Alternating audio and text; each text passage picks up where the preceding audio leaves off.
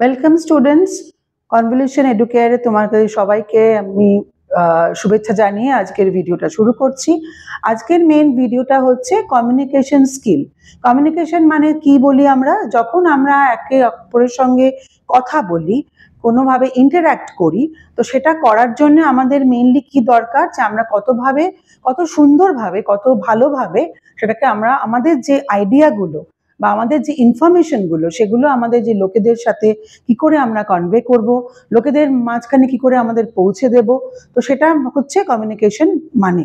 এবার কমিউনিকেশন যদি খুব ভালো করে করতে হয়, ভালো করে শিখতে হয়, তাহলে আমাদের কি করতে হবে, যে আমাদের তাহলে কমিউনিকেশন স্কিলের 5টা কমিউনিকেশন স্কিল মেনলি আছে। কমিউনিকেট মানে আমরা যেভাবে কথা বলবো, তো আমরা কিভাবে আমাদের নিজস্ব আইডিয়া বা ইনফরমেশনগুলো বলতে পারি, সেটা হচ্ছে প্রথমটা হচ্ছে রিটেন কমিউনিকেশন, যেটা আমরা লেখার দ্বারা একে অন্যের সাথে আমাদের ভাব অনুভব আমাদের প্রকাশ করতে পারি, এক্সচেঞ্জ করতে পারি, ইন্টারচেঞ্জ করতে পারি।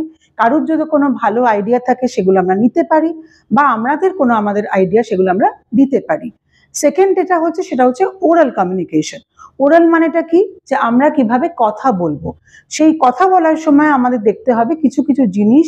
আমরা যখন একে অন্যের সঙ্গে, ধরো কেউ স্ট্রেঞ্জার আছে, কাউকে আমরা চিনি না, তখন সেই সময় আমি কিভাবে কথা বলে আমার যে আইডিয়াটা সেটা কিভাবে মেসেজ করব, বা সেটা আমি কিভাবে বোঝাবো। তৃতীয় নম্বরটা হচ্ছে ভিজুয়াল একটা কমিউনিকেশন, যে আমি কি দেখাবো। ভিজুয়াল মানে আমরা সবাই জানি, যেটা আমরা চাক্ষুষ দেখতে পারি। আর যেটা লাস্ট সেটা হচ্ছে অ্যাক্টিভ লার্নিং। অ্যাক্টিভ লার্নিং মানে আমি যদি কোনো জিনিস শিখি, তাহলে সেটাকে আমাকে আনন্দ করে শিখতে হবে। যে জিনিস আমরা আনন্দ করে শিখবো, সেটাই হচ্ছে সেটা আমাদের মাথায় থাকবে বা সেটা মনে রাখতে পারবো। কিন্তু যদি আমরা সেটাকে জাস্ট টাস্ক হিসাবে শিখি, তাহলে কিন্তু আমরা সেটা ভালো করে শিখতে পারবো না। এবার এই কমিউনিকেশনের 7টা জিনিস আছে। এই যখন আমরা কোনো জিনিস কমিউনিকেট করব, সেটা খুব ক্লিয়ার থাকতে হবে, সেটা খুব প্রিসাইজ থাকতে হবে, মানে যেটুকু আমাদের বলার দরকার আমরা শুধু সেটুকুই কনসাইজলি বলবো। সেটা খুব একসঙ্গে, সেটা কি হবে, যে খুব কোহেরেন্ট হবে, মানে একই সঙ্গে আমরা অনেকগুলো আইডিয়া বলতে চাইবো, কিন্তু অনেকটা শর্ট করে, কারণ বলার সময় তো আমরা অনেক বেশি বাক্য বলে কাউকে বোঝাতে পারবো না।